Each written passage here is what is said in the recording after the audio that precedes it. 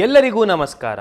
ದಿನದ ಎಲ್ಲ ಪ್ರಮುಖ ಪ್ರಚಲಿತ ಘಟನೆಗಳನ್ನು ನಿಮಗೆ ತಲುಪಿಸುವ ಅಚೀವರ್ಸ್ ಸಂಸ್ಥೆಯ ಕ್ವಿಕ್ ಕರೆಂಟ್ ಅಫೇರ್ಸ್ ಸಂಚಿಕೆಗೆ ಸ್ವಾಗತ. ನಾನು ವರುಣ್ ಟಿ ನಾಯಕ್. ಇವತ್ತಿನ ಮುಖ್ಯಾಂಶಗಳನ್ನು ನೋಡೋಣ. ಇವತ್ತಿನ ಮುಖ್ಯಾಂಶಗಳು: ಇಂಡೋ ಪೆಸಿಫಿಕ್ ಆರ್ಥಿಕ ಚೌಕಟ್ಟಿನ ಉಪಕ್ರಮ, ಇಂಡೋ ಪೆಸಿಫಿಕ್ ಎಕಾನಮಿಕ್ ಫ್ರೇಮ್ವರ್ಕ್ ಅಂತ ನಡೆದಿದೆ. ಸೊ ಅದ್ರ ಬಗ್ಗೆ ಏನಂತ ವಿಚಾರವನ್ನು ತಿಳ್ಕೊಳ್ಳೋಣ. ಹಾಗೆ 75th WH ಅಸೆಂಬ್ಲಿ ನಡೆದಿದೆ, ವರ್ಲ್ಡ್ ಹೆಲ್ತ್ ಅಸೆಂಬ್ಲಿ ನಡೆದಿದೆ. ಸೊ ಅದು ಎಲ್ಲಿ ಆಯಿತು ಮತ್ತು ಅದರ ವಿಚಾರಗಳನ್ನು ಒಂದಿಷ್ಟು ತಿಳ್ಕೊಳ್ಳೋಣ. ನಂತರ ಪ್ರಧಾನಿ ಮೋದಿಯವರ ಖಾಸಗಿ ಕಾರ್ಯದರ್ಶಿಯಾಗಿ, ಪ್ರೈವೇಟ್ ಸೆಕ್ರೆಟರಿಯಾಗಿ ಒಬ್ಬರು ಇತ್ತೀಚೆಗೆ ನೇಮಕ ಮಾಡಿದ್ದಾರೆ. ಅವರು ಯಾರು, ಯಾವ ಮೂಲದವರು ಅಂತ ಹೇಳ್ಬಿಟ್ಟು ಕೂಡ ನೋಡೋಣ. ನಂತರ ರಾಕೆಟ್ ವಿಕ್ರಮ್ 1ನ 3ನೇ ಹಂತ ಯಶಸ್ವಿಯಾಗಿ ಪರೀಕ್ಷೆ ಆಗಿದೆ. ನಿಮ್ಗೆ ಗೊತ್ತು, ಸಾಲಿಡ್ ಫ್ಯೂಯಲಿಂದ ಅದನ್ನು ಟೆಸ್ಟ್ ಮಾಡ್ತಾ ಇದ್ದಾರೆ. ಸೊ ವಿಕ್ರಮ್ 1 ಅದರ 3ನೇ ಹಂತದ ಯಶಸ್ವಿಯಾಗಿ ಪರೀಕ್ಷೆ ಆಗಿದೆ. ನಂತರ ಹೈಪರ್ಲೂಪ್, ಭಾರತದಲ್ಲಿ ಹೈಪರ್ಲೂಪನ್ನು 2017ರಿಂದನೇ ಕನಸು ಕಂಡಿದ್ರು. ಸೊ ಹೈಪರ್ಲೂಪ್ ಬಗ್ಗೆ ಇತ್ತೀಚೆಗೆ ಏನು ಬೆಳವಣಿಗೆ ಆಗಿದೆ, ಏನು ಪ್ರಚಲಿತ ಘಟನೆ ಇದೆ ಅಂತ ಹೇಳ್ಬಿಟ್ಟು ತಿಳ್ಕೊಳ್ಳೋಣ.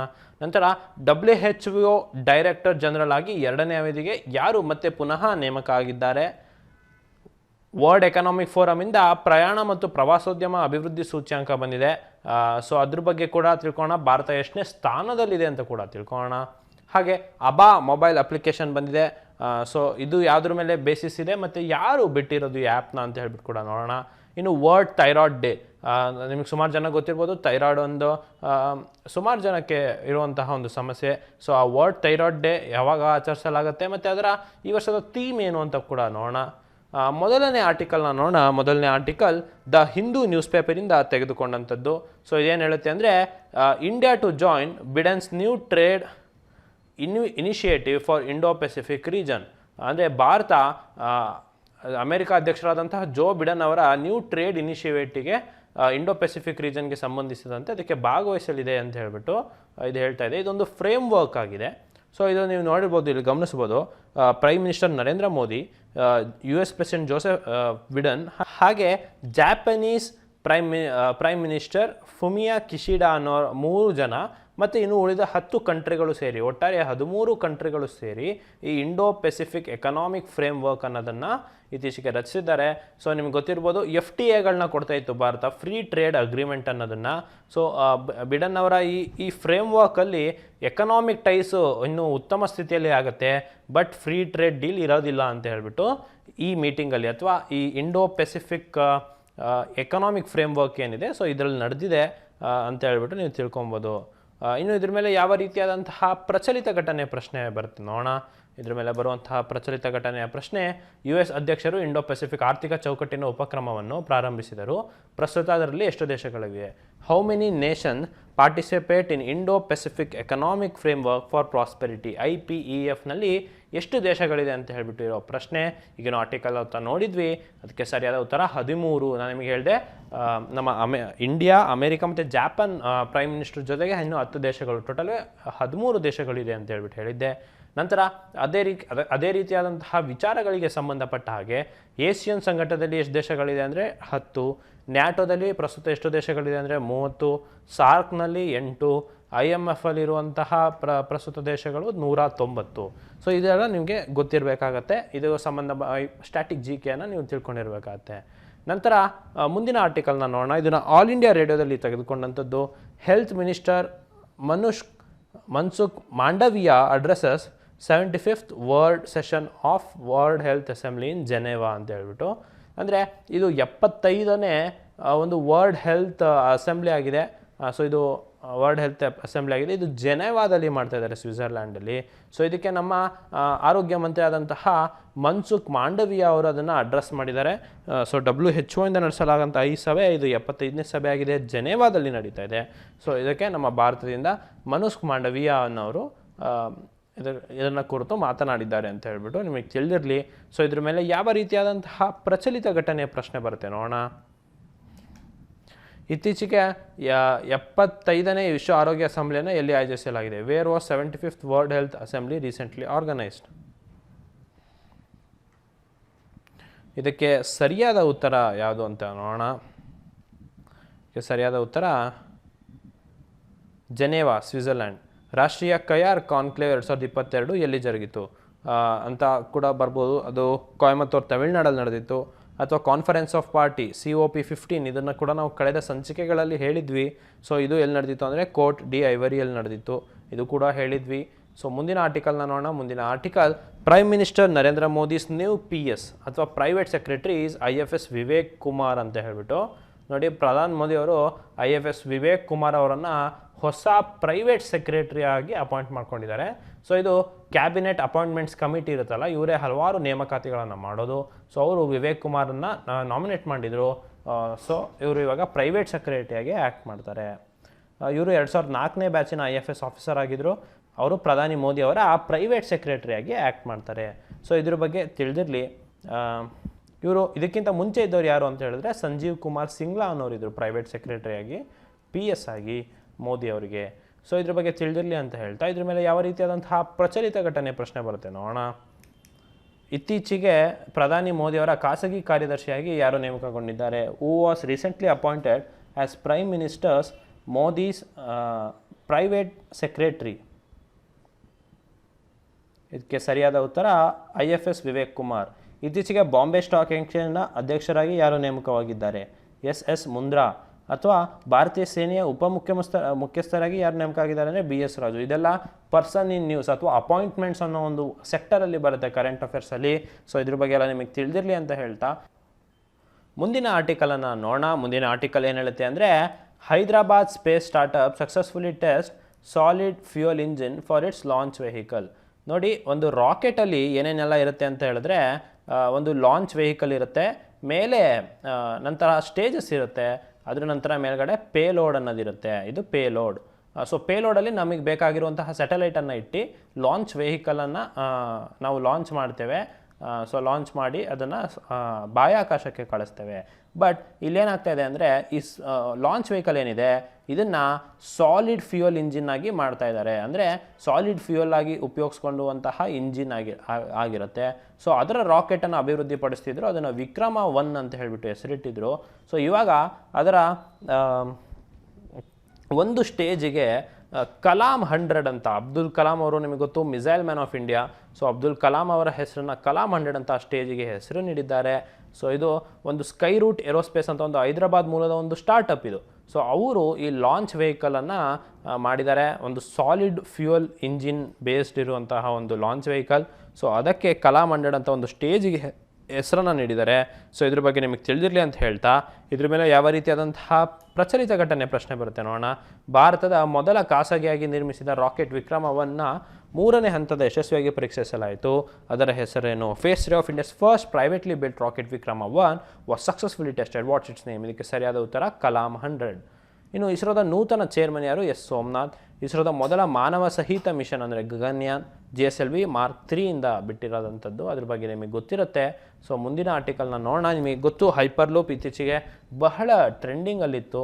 ಈ ಹೈಪರ್ಲೂಪ್ ಅನ್ನೋ ಒಂದು ರೈಲು ಸಂಬಂಧಿತ ಅಂತ ಒಂದು ಟ್ರೈನ್. ಸೊ ಇದು ಮಿನಿಸ್ಟ್ರಿ ಆಫ್ ರೈಲ್ವೇಸ್ ಇದು 2017ರಿಂದ ಈ ಟೆಕ್ನಾಲಜಿಯ ಬಗ್ಗೆ ಹಿಂದೆ ಇದ್ದಾರೆ, ಇಂಟ್ರೆಸ್ಟನ್ನು ತೋರಿಸಿದ್ದಾರೆ. ಸೊ ಈಗ IIT ಮಡ್ರಾಸ್ ಜೊತೆ ಅದನ್ನು ಪಾರ್ಟ್ನರ್ ಮಾಡಿಕೊಂಡು ಇಂಡಿಯಾಸ್ ಫಸ್ಟ್ ಇಂಡಿಜಿನಿಯಸ್ ಹೈಪರ್ ಲೂಪನ್ನು ಡೆವಲಪ್ ಮಾಡಲಿಕ್ಕೆ ಮಾತಾಡ್ತಾ ಇದ್ದಾರೆ. ಸೊ ಇದನ್ನು ರೈಲ್ವೆ ಮಿನಿಸ್ಟರ್ ಸುರೇಶ್ ಪ್ರಭು ಅವರು ಇದ್ರ ಬಗ್ಗೆ ಮಾತನಾಡಿದ್ದಾರೆ. ಸೊ ಇದು made in India hyper loop system ಆಗಿದೆ, made in India hyper loop system ಆಗಿದೆ.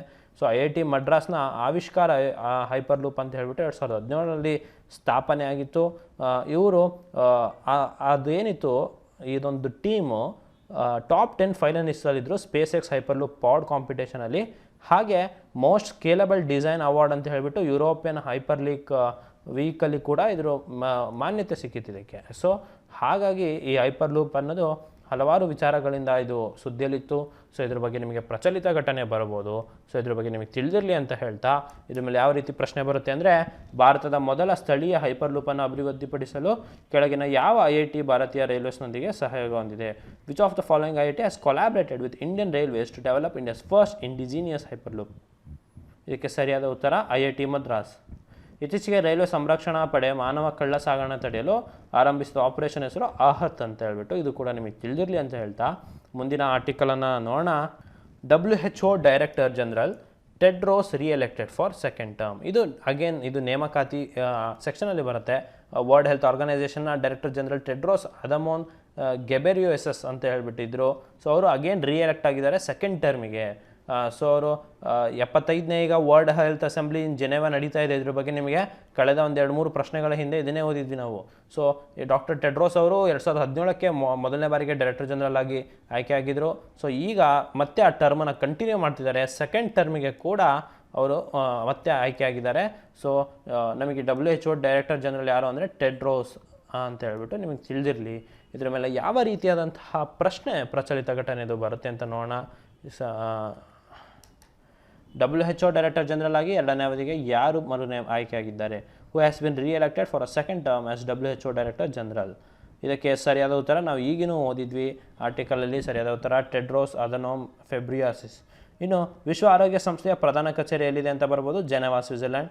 ಅಥವಾ ಭಾರತದಲ್ಲಿ ಸಾಂಪ್ರದಾಯಿಕ ಔಷಧಿಗಾಗಿ ಜಾಗತಿಕ ಕೇಂದ್ರವನ್ನು ಸ್ಥಾಪಿಸುವ ಸಂಸ್ಥೆ ವಿಶ್ವ ಆರೋಗ್ಯ ಸಂಸ್ಥೆ, ಗುಜರಾತಲ್ಲಾಗಿತ್ತು. ಇದು ಕೂಡ ಒಂದು 2-3 ಸಂಚಿಕೆಗಳ ಹಿಂದೆ ಇದರ ಬಗ್ಗೆ ಮಾತನಾಡಿದ್ವಿ, ತಿಳಿದಿರಲಿ ಅಂತ ಹೇಳ್ತಾ ಮುಂದಿನ ಆರ್ಟಿಕಲ್ನ ನೋಡೋಣ.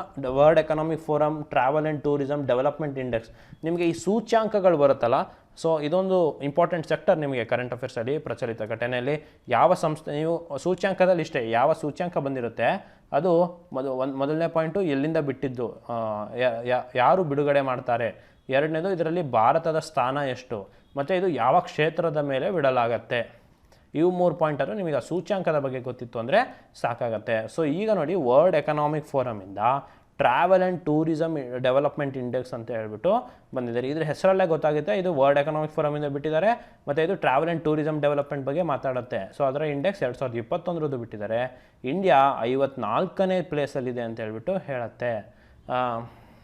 ಇದ್ರ ಬಗ್ಗೆ ತಿಳಿದಿರಲಿ ಅಂತ ಹೇಳ್ತಾ, ಸೊ ಟಾಪ್ 10 ಕಂಟ್ರೀಸ್ ಯಾವುದು ಟ್ರಾವೆಲ್ ಆ್ಯಂಡ್ ಟೂರಿಸಮ್ ಇಂಡೆಕ್ಸಲ್ಲಿ ಅಂದರೆ Japan, United States, Spain, France, Germany, Switzerland, Australia, United Kingdom, Singapore, Italy, ಇವೆಲ್ಲ ಟಾಪ್ 10 ದೇಶಗಳಾಗಿದೆ. ಭಾರತ 54ನೇ ಸ್ಥಾನದಲ್ಲಿದೆ. ಸೊ ಇದ್ರ ಬಗ್ಗೆ ತಿಳಿದಿರಲಿ ಅಂತ ಹೇಳ್ತಾ, ಇದ್ರ ಮೇಲೆ ಯಾವ ರೀತಿಯಾದಂತಹ ಪ್ರಚಲಿತ ಘಟನೆ ಪ್ರಶ್ನೆ ಬರುತ್ತೆ ನೋಡೋಣ. ವಿಶ್ವ ಆರ್ಥಿಕ ವೇದಿಕೆ ಬಿಡುಗಡೆಗೊಳಿಸಿದ ಪ್ರಯಾಣ ಮತ್ತು ಪ್ರವಾಸೋದ್ಯಮ ಅಭಿವೃದ್ಧಿ ಸೂಚ್ಯಂಕ 2021ರಲ್ಲಿ ಭಾರತ ಎಷ್ಟನೇ ಸ್ಥಾನದಲ್ಲಿದೆ? What is the rank of India world economic forums travel and tourism development index 2021? 54. ಇನ್ನು ಪ್ರಜಾಪ್ರಭುತ್ವ ವರದಿ 2022ರಲ್ಲಿ ಭಾರತದ ಸ್ಥಾನ ಎಷ್ಟು ಅಂದರೆ 93ನೇದು. ರಾಜ್ಯ ಶಕ್ತಿ ಮತ್ತು ಹವಾಮಾನ ಸೂಚ್ಯಂಕ 2022ರಲ್ಲಿ ಅಗ್ರಸ್ಥಾನ ಪಡೆದ ರಾಜ್ಯ ಯಾವುದು ಅಂದರೆ ಗುಜರಾತ್, ನೀತಿ ಆಯೋಗ. ಹೆನ್ಲಿ ಪಾಸ್ಪೋರ್ಟ್ ಸೂಚ್ಯಂಕ 2022ರಲ್ಲಿ ಭಾರತದ ಸ್ಥಾನ ಎಷ್ಟು? 83. ಇದ್ರ ಬಗ್ಗೆ ಕೂಡ ತಿಳಿದಿರಲಿ ಅಂತ ಹೇಳ್ತಾ, ಇನ್ನು ಮುಂದಿನ ಆರ್ಟಿಕಲ್ ನೋಡೋಣ. ABHA ಅಂತ ಹೇಳ್ಬಿಟ್ಟು ಒಂದು ಆ್ಯಪ್ ಬಂದಿದೆ. ಸೊ ಈ ABHA ಅನ್ನೋದೇನು ಅಂದರೆ ಇದು ನ್ಯಾಷನಲ್ ಹೆಲ್ತ್ ಅಥಾರಿಟಿ NH ಅವರು ಬಿಡುಗಡೆ ಒಂದು ಫ್ಲ್ಯಾಗ್ಶಿಪ್ ಸ್ಕೀಮ್ ಇದು. ಸೊ ಏನು ಹೇಳುತ್ತೆ ಅಂದರೆ, ಇದು ಮುಂಚೆ Ayushman Bharat digital mission ABDM ಅಂತ ಇತ್ತು. ಅದನ್ನು ರಿವ್ಯಾಂಪ್ ಮಾಡಿಬಿಟ್ಟು Ayushman Bharat health account ABHA ಅಂತ ಹೇಳ್ಬಿಟ್ಟು ಒಂದು ಮೊಬೈಲ್ ಅಪ್ಲಿಕೇಶನ್ನ ಈ ನ್ಯಾಷನಲ್ ಹೆಲ್ತ್ ಅಥಾರಿಟಿ ಅವರು NHA ಅವರು ಬಿಡುಗಡೆ ಮಾಡಿದ್ದಾರೆ. ಸೊ ಇದೊಂದು ಮೊಬೈಲ್ ಅಪ್ಲಿಕೇಶನ್ ಆ್ಯಪ್ ಆಗಿದೆ. ಸೊ ಇದು ಒಂದು ನಿಮಗೊಂದು 14 ಡಿಜಿಟ್ದು ಒಂದು ನಂಬರ್, ABHA ನಂಬರ್ ಅಂತ ಹೇಳ್ಬಿಟ್ಟು ಬರುತ್ತೆ. ಸೊ ಇದು ನಿಮಗೆ ಹೆಲ್ತ್ ಸೆಕ್ಟರಲ್ಲಿ ಹೆಲ್ಪ್ ಮಾಡುತ್ತೆ. ಸೊ ಎಕ್ಸಿಸ್ಟಿಂಗ್ ಇದ್ದವರು ಕೂಡ ಪ್ರೀವಿಯಸ್ ವರ್ಷನ್ಸ್ ಆ್ಯಪ್ಗಳನ್ನು ಡೆವಲಪ್ ಮಾಡ್ಬೋದು. ಮತ್ತು ನಿಮಗೆ CO NHA CO ಯಾರು ಅಂತ ಪ್ರಶ್ನೆ ಬರ್ಬೋದು. ಸ್ಟ್ರಾಟಜಿಗೆ ಡಾಕ್ಟರ್ RS ಶರ್ಮಾ ಅಂತ ಹೇಳ್ಬಿಟ್ಟು ಕೂಡ ನೀವು ತಿಳ್ಕೊಂಡಿರ್ಬೇಕಾಗತ್ತೆ. ಸೊ ಇದ್ರ ಬಗ್ಗೆ ನೆನಪಿರಲಿ, ಅಥವಾ ಅದು 14 ಡಿಜಿಟ್ ABHA ನಂಬರ್ ಇರುತ್ತೆ, ಅದು ಕೂಡ ನಿಮಗೆ ತಿಳಿದಿರಲಿ. ಇನ್ನು ಇದ್ರ ಮೇಲೆ ಯಾವ ರೀತಿಯಾದಂತಹ ಪ್ರಚಲಿತ ಘಟನೆ ಪ್ರಶ್ನೆ ಬರುತ್ತೆ ನೋಡೋಣ. ಇತ್ತೀಚೆಗೆ ಯಾವ ಸಂಸ್ಥೆಯು ABHA ಮೊಬೈಲ್ ಅಪ್ಲಿಕೇಶನನ್ನು ಬಿಡುಗಡೆಗೊಳಿಸಿದೆ? ಇದಕ್ಕೆ ಸರಿಯಾದ ಉತ್ತರ ನಿಮಗೆ ಗೊತ್ತು, ನಾನು ಹೇಳಿದೆ ಹೊಸ ಯಾವುದು ABHA ಅಪ್ಲಿಕೇಶನ್ ಬಿಟ್ಟಿರೋದಂದರೆ NHA, ರಾಷ್ಟ್ರೀಯ ಆರೋಗ್ಯ ಪ್ರಾಧಿಕಾರ. ದೋಣಿ ಸೇವೆಗಳಿಗಾಗಿ ಭಾರತದ ಮೊದಲ ರಾತ್ರಿ ಸಂಚಾರ ಮೊಬೈಲ್ ಅಪ್ಲಿಕೇಶನ್ ಪ್ರಾರಂಭಿಸಿದ ರಾಜ್ಯ ಯಾವುದು ಅಂದರೆ ಅಸ್ಸಾಂ. ಇನ್ನು ಕ್ವಿಟ್ ಟೊಬ್ಯಾಕೋ ಆ್ಯಪ್ ವಿಶ್ವ ಆರೋಗ್ಯ ಸಂಸ್ಥೆ ಬಿಡುಗಡೆ ಮಾಡಿದೆ. ಭಾಷಾ ಸಂಗಮ್ ಆ್ಯಪ್ ಶಿಕ್ಷಣ ಸಚಿವಾಲಯ ಬಿಡುಗಡೆ ಮಾಡಿದೆ. ಸೊ ಇದ್ರ ಬಗ್ಗೆ ಕೂಡ ತಿಳಿದಿರಲಿ. ಇನ್ನು ಮುಂದಿನ ಪ್ರಶ್ನೆ ನೋಡೋಣ. ಇದು ವರ್ಲ್ಡ್ ಥೈರಾಯ್ಡ್ ಡೇ. ಥೈರಾಯ್ಡ್ ಎಲ್ಲರಿಗೂ ಇರುತ್ತೆ, ಬಟ್ ಜಾಸ್ತಿ ಅಥವಾ ಕಮ್ಮಿ ಇರುತ್ತೆ. ಸೊ ಹಾಗಾಗಿ ಇದು ರೀತಿ ಒಂದು ಇಂಪಾರ್ಟೆಂಟು. ಸುಮಾರು ಜನಕ್ಕೆ ಥೈರಾಯ್ಡ್ ಪ್ರಾಬ್ಲಮ್ಸ್ ಇರುತ್ತೆ. ಸೊ ಅದನ್ನ ಬಗ್ಗೆ ನಿಮಗೆ ಜಾಗೃತಿಯನ್ನು ಮೂಡಿಸಲು ವರ್ಲ್ಡ್ ಥೈರಾಯ್ಡ್ ಡೇನ ಅಬ್ಸರ್ವ್ ಮಾಡ್ತಾರೆ. ಯಾವತ್ತು ಅಂದರೆ May 25 ಎವ್ರಿ ಇಯರ್ ಈ ವರ್ಲ್ಡ್ ಥೈರಾಯ್ಡ್ ಡೇ ಅಂತ ಮಾಡ್ತಾರೆ. ಆದರೆ ಈ ವರ್ಷ ಅದಕ್ಕೆ ಆದಂಥ ಒಂದು ಪ್ರಸ್ತುತ ಥೀಮ್ ಇಲ್ಲ. ಅಂದರೆ ಈ ವರ್ಲ್ಡ್ ಥೈರಾಯ್ಡ್ ಡೇಗೆ ಅಂತ ಒಂದು ಥೀಮ್ ಇಲ್ಲ, ಬಟ್ ಒಂದು ನಾವು world thyroid day, thyroid week ಅಂತ ಹೇಳಿಬಿಟ್ಟು ಸೆಲೆಬ್ರೇಟ್ ಮಾಡ್ತಾರೆ. ಸೊ ಅದಕ್ಕೆ ಕೂಡ ಥೀಮ್ ಇದೆ. ಸೊ ಅದನ್ನು ನೀವು ತಿಳ್ಕೊಂಡಿರ್ಬೇಕಾಗತ್ತೆ. ಇನ್ನು ಇದ್ರ ಮೇಲೆ ಯಾವ ರೀತಿಯಾದಂತಹ ಪ್ರಚಲಿತ ಘಟನೆ ಪ್ರಶ್ನೆ ಬರುತ್ತೆ ನೋಡೋಣ. ವಿಶ್ವ ಥೈರಾಯ್ಡ್ ದಿನವನ್ನು ಯಾವಾಗ ಆಚರಿಸಲಾಗುತ್ತೆ? When is the world thyroid day celebrated? ಇದಕ್ಕೆ ಸರಿಯಾದ ಉತ್ತರ May 25. ಇನ್ನು ಥೈರಾಯ್ಡ್ ಫೆಡರೇಷನ್ ಇಂಟರ್ನ್ಯಾಷನಲ್ ಥೀಮ್, ಇದು ನಾನು ಹೇಳ್ದನಲ್ಲ, ಹಾಗೆ ಥೈರಾಯ್ಡ್ ದಿನದ್ದು ಥೀಮ್ ಇಲ್ಲ ಇದು. ಸೊ ನಾವು ಥೈರಾಯ್ಡ್ ವೀಕ್ ಅಂತ ಹೇಳ್ಬಿಟ್ಟು ಸೆಲೆಬ್ರೇಟ್ ಮಾಡ್ತೀವಿ, ಅದರದ್ದು theme it's not you it's your thyroid ಅಂತ ಹೇಳ್ಬಿಟ್ಟು ಅದರ ಥೀಮ್ ಆಗಿದೆ. ಇನ್ನು ಅದೇ ರೀತಿ ಅಂತಾರಾಷ್ಟ್ರೀಯ ಮ್ಯೂಸಿಯಂ ದಿನ ಯಾವಾಗ ಆಚರಿಸಲಾಗುತ್ತೆ ಅಂದರೆ May 18ಕ್ಕೆ. ರಾಷ್ಟ್ರೀಯ ಭಯೋತ್ಪಾದನಾ ದಿನ ಯಾವಾಗ ಆಚರಿಸಲಾಗುತ್ತೆ ಅಂದರೆ May 21ಕ್ಕೆ. ಇದು ಕೂಡ ನಿಮಗೆ ತಿಳಿದಿರಲಿ ಅಂತ ಹೇಳ್ತಾ ಇವತ್ತಿನ ಒನ್ಲೈನರ್ ಕರೆಂಟ್ ಅಫೇರ್ಸ್ಗೆ ಬಂದಿದ್ದೇವೆ. ಇವತ್ತಿನ ಒನ್ಲೈನರ್ ಕರೆಂಟ್ ಅಫೇರ್ಸಲ್ಲಿ 5 ಪಾಯಿಂಟ್ಸ್ ಇದೆ, ಯಾವುದ್ಯಾವುದಂತ ಡೈರೆಕ್ಟಾಗಿ ನೋಡ್ಕೊತ ಹೋಗೋಣ. ಮೊದಲನೇದು, ಇತ್ತೀಚೆಗೆ ಮಣಿಪುರದಲ್ಲಿ ರಾಜ್ಯ ಮಟ್ಟದ ಶಿರಾಯಿ ಲಿಲಿ ಫೆಸ್ಟಿವಲ್ 2022 ನಡೀತು. ಇದು 4ನೇ ಆವೃತ್ತಿ ಪ್ರಾರಂಭವಾಗಿದೆ. ಸೊ ಈ ಫೆಸ್ಟಿವಲ್ ಎಲ್ಲಿ ನಡೀತು ಅಂತ ಕೇಳ್ತಾರೆ, ಮಣಿಪುರದಲ್ಲಿ. ಅಥವಾ ಮಣಿಪುರದಲ್ಲಿ ನಡೆದಂತಹ ಈ ಫೆಸ್ಟಿವಲ್ ಯಾವ ಫೆಸ್ಟಿವಲ್ ಕೇಳ್ತಾರೆ, ಶಿರಾಯಿ ಲಿಲಿ ಫೆಸ್ಟಿವಲ್ ಅಂತ ಹೇಳ್ಬಿಟ್ಟು. ಸೊ ಇದು ನಿಮಗೆ ಗೊತ್ತಿರಲಿ. ಇನ್ನು ಟೈಮ್ ನಿಯತಕಾಲಿಕವು, ಟೈಮ್ ಏನಿದೆ, ಟೈಮ್ ಮ್ಯಾಗ್ಝಿನ್ 2022ರ ವಿಶ್ವದ 100 ಅತ್ಯಂತ ಪ್ರಭಾವಶಾಲಿ ವ್ಯಕ್ತಿಗಳಲ್ಲಿ ನಾಯಕರ ವರ್ಗದ ಅಡಿಯಲ್ಲಿ ಈ ಕೆಳಗಿನ ಭಾರತೀಯರಲ್ಲಿ ಖುರ್ರಮ್ ಪರ್ವೇಜ್ ಅವರನ್ನು ಹೆಸರಿಸಲಾಗಿದೆ. ಸೊ ಅಂದರೆ ಈ ಟೈಮ್ ಮ್ಯಾಗ್ಝಿನ್ ಪ್ರಕಾರ ವಿಶ್ವದ 100 ಅತ್ಯಂತ ಪ್ರಭಾವಶಾಲಿ ವ್ಯಕ್ತಿಗಳಲ್ಲಿ ಭಾರತೀಯರಲ್ಲಿ ಖುರ್ರಮ್ ಪರ್ವೇಜ್ ಅವರನ್ನು ನೇಮಕ ಮಾಡಿದ್ದಾರೆ. ಸೊ ಇದು ಕೂಡ ನಿಮಗೆ ತಿಳಿದಿರಲಿ.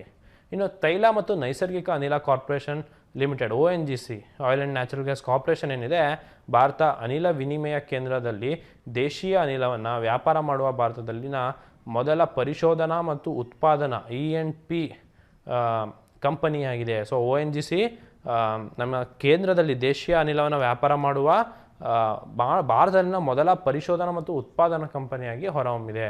ಸೊ ಇದು ಕೂಡ ನಿಮಗೆ ತಿಳಿದಿರಲಿ ಅಂತ ಹೇಳ್ತಾ, ನೆಕ್ಸ್ಟು ಫುಟ್ಬಾಲ್ನಲ್ಲಿ ನಿಮಗೆ ಗೊತ್ತು, ಮ್ಯಾಂಚೆಸ್ಟರ್ ಸಿಟಿ ಅವರು ಪ್ರೀಮಿಯರ್ ಲೀಗನ್ನು ಗೆದ್ದಿದ್ದಾರೆ. 2021-22 ಆವೃತ್ತಿಯ ಪ್ರೀಮಿಯರ್ ಲೀಗನ್ನು ಮ್ಯಾಂಚೆಸ್ಟರ್ ಸಿಟಿ ಗೆದ್ದಿದೆ. ಸೊ ಕಳೆದ 5 ಋತುಗಳಲ್ಲಿ ಅವರು 4ನೇ ಪ್ರಶಸ್ತಿ ಯಶಸ್ಸು ಗಳಿಸಿದೆ. ಸೊ ಮ್ಯಾಂಚೆಸ್ಟರ್ ಸಿಟಿ ಕಳೆದ 5 ವರ್ಷದಲ್ಲಿ 4 ಸೀಸನಲ್ಲಿ ಕೂಡ ಇವರೇ ಗೆದ್ದಿದ್ರು. ಸೊ ಮ್ಯಾಂಚೆಸ್ಟರ್ ಸಿಟಿ ಅಗೇನ್ ಫುಟ್ಬಾಲ್ನ ಪ್ರೀಮಿಯರ್ ಲೀಗ್ನ ಗೆದ್ದಿದೆ. ಇನ್ನು 5ನೇದು ಏನಂದರೆ, ಇಂಧನಕ್ಕೆ ಸಂಬಂಧಿಸಿದ ಸಾರ್ವಜನಿಕ ಕುಂದುಕೊರತೆಗಳ ವಿಲೇವಾರಿಗಾಗಿ ಉತ್ತರ ಪ್ರದೇಶದ ರಾಜ್ಯವು ಸಂಭವ ಪೋರ್ಟಲನ್ನು ಪ್ರಾರಂಭಿಸಿದೆ. ಸೊ ಇದ್ರ ಬಗ್ಗೆ ಕೂಡ ನಿಮಗೆ ತಿಳಿದಿರಲಿ ಅಂತ ಹೇಳ್ತಾ, ಇದ್ರ ಮೇಲೆ ಯಾವುದು ಇವತ್ತಿನ ಒನ್ಲೈನರ್ ಕರೆಂಟ್ ಅಫೇರ್ಸ್ನ ಮುಗಿಸೋಣ. ಇನ್ನು ಇವತ್ತಿನ ಬೋನಸ್ ಪ್ರಶ್ನೆ ಏನಿದೆ ಅಂತ ಹೇಳ್ಬಿಟ್ಟು ನೋಡೋಣ. ಇವತ್ತಿನ ಬೋನಸ್ ಪ್ರಶ್ನೆ, ಟೈಮ್ ನಿಯತಕಾಲಿಕೆ 2022 ಅತ್ಯಂತ ಪ್ರಭಾವಶಾಲಿ ವ್ಯಕ್ತಿಗಳಲ್ಲಿ ಟೈಟಾನ್ಸ್ ವರ್ಗದಲ್ಲಿ ಅಡಿಯಲ್ಲಿ ಈ ಕೆಳಗಿನ ಭಾರತೀಯರನ್ನು ಯಾರನ್ನು ಹೆಸರಿಸಿದ್ದಾರೆ? Who among the following Indian has been named under the titans category in world's 100 most influential people of 2022 by Time Magazine. Karuna Nundy, Gautam Adani, Ratan Tata, Mukesh Ambani. So ನಾವು ಈಗ ಒನ್ಲೈನರ್ ಕರೆಂಟ್ ಅಫೇರ್ಸಲ್ಲಿ ಓದಿರೋದು ಬೇರೆ ಕೆಟಗರಿಯಲ್ಲಿ.